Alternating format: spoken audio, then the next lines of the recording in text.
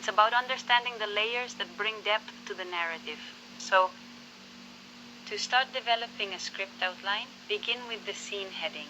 It's simple. Specify if it's interior or exterior and the location. This sets the stage for the scene.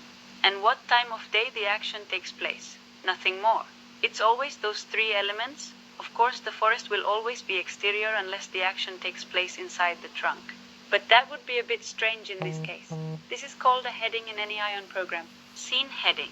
What follows, if you notice, gives me different options. What comes next is the description of the action. Therefore, I have to put action. The action answers the question, what happens in that place? At that moment, and I have to believe that events should be seen by all. Therefore, I'm going to demonstrate it to you now. The initial scene I created for the short was Claudia arriving at the campsite with her mom. This was the first step I took in developing the narrative for the project.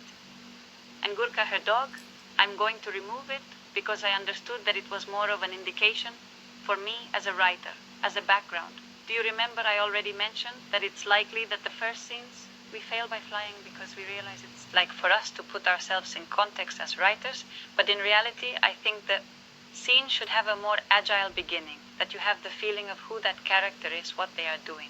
So I wanted to design a scene like that. The first thing I do is who is in the scene. If there is a character, right? The first thing we are going to see is Claudia. So I write her name and I put in parentheses her age. Yeah. Then I describe what occurs in the scene. Claudia walks through the dense forest, wearing headphones and listening intently to a rap song. Occasionally, she lazily shouts the name Gurka. After a short walk, we see among the trunks of some trees a black dog with a collar walking excitedly following scents. Claudia follows him without running or making much effort to catch him. Do you see how I mark the intention of the character through her description? I mean, when I say I'm subtly illustrating Claudia's bond with her dog through actions. It's not about a character frantically shouting, Gurka, you got lost, Gurka. Where are you? Instead, it's shown in her calm demeanor as she follows him without much effort. Yet she immerses in her world, focuses on rap, her realm, and suddenly yells Gurka. Gurka, right? And suddenly we see this Gurka. Now, there's a detail I'm missing that's super important. Leash. Hanging, that's important because I'm interested that the dog ran away. And in the image, I will understand it immediately. A dog never walks alone with a hanging leash. It would be a bit strange. Gurka moves through the bushes, barking loudly. Gurka is the first to come across Ramon, alerting everyone with his noise. Before Claudia walks towards the barking. I'm giving a sound indication. The closer she gets, the louder the barking will be. I want those barks to be aggressive. That's why I describe them as loud barks. Claudia peeks through the bushes, right? I picture a dense forest, and I'm visualizing the scene in my mind. And finds Gurka barking fiercely at Ramon, showing aggressive behavior. Ramon looks at him scared, while holding a slingshot in his hands. Why did I think of giving him the slingshot? Because there's nothing worse in a movie when a character is waiting to be found. Do I make myself clear? Ramon is doing nothing in the forest. It seems like he suddenly appears in the movie. Because as screenwriters, we needed him to show up. What I need is to create a world for Ramon. He should be busy with something, engaged in an activity, and then out of the blue, Gurka makes his entrance. I always give an example. To some people I work with, I explain this by saying, imagine ringing the doorbell of your building where you live and all sorts of characters are waiting eagerly inside. It would be utterly unrealistic, but if you ring a neighbor's doorbell and they come to answer it, that's how life truly is. Another neighbor comes, yes, what do you want? That seems a bit strange. What happens if you ring a neighbor's doorbell and the neighbor comes with a towel on his head and comes with his pajamas half on and was actually doing something else? It immediately gives me the feeling that he has a world behind him. That is super important to recreate in cinema. The characters are not there to help the protagonist with the action. The characters have their own world and they encounter each other. That's why if he doesn't have a slingshot and is alone in the forest, it will seem absolutely fake. It will seem like I, as a screenwriter, imposed on the actor that Ramon is in the forest. Imagine when that scene is filmed. How are you going to tell the actor? No, you act like you're walking through the forest. The actor will immediately say, but what am I doing in the forest? I have to give him a concrete action. Especially if I'm working with children, it's important that they understand what they're doing. So then he finds it among the leaves. And here I'm going to do something essential in film.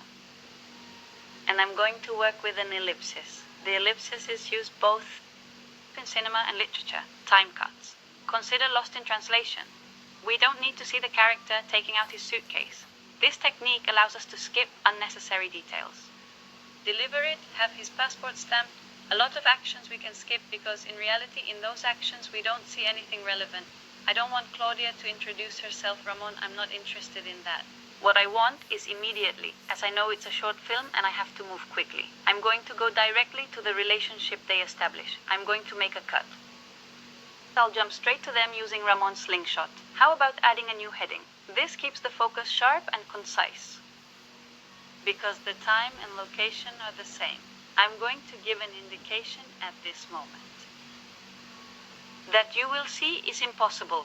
That corresponds to another type of non-audiovisual writing, and I want us to understand why. He holds a slingshot in his hands. What? He took it from his grandmother. He took it secretly. From his grandmother. Imagine I write that. How do I make an actor make that action visible? That he took it secretly from his grandmother? Does the grandmother have to appear behind the scene and say, yes, Ramon, you took my slingshot? The tone of the movie changes completely. Or what happens if suddenly Claudia appears and he says, I took this slingshot from my grandmother. Do you see how it feels odd? It's an indication that doesn't work. I mean, the only thing Ramon could do is if he thinks it's his grandmother coming through the forest, he would hide the slingshot. If he doesn't believe that indication, there's no point in writing it at this moment. It won't be useful. Imagine wanting to make something clear. A character to take a photo, and that is indeed a photograph taken.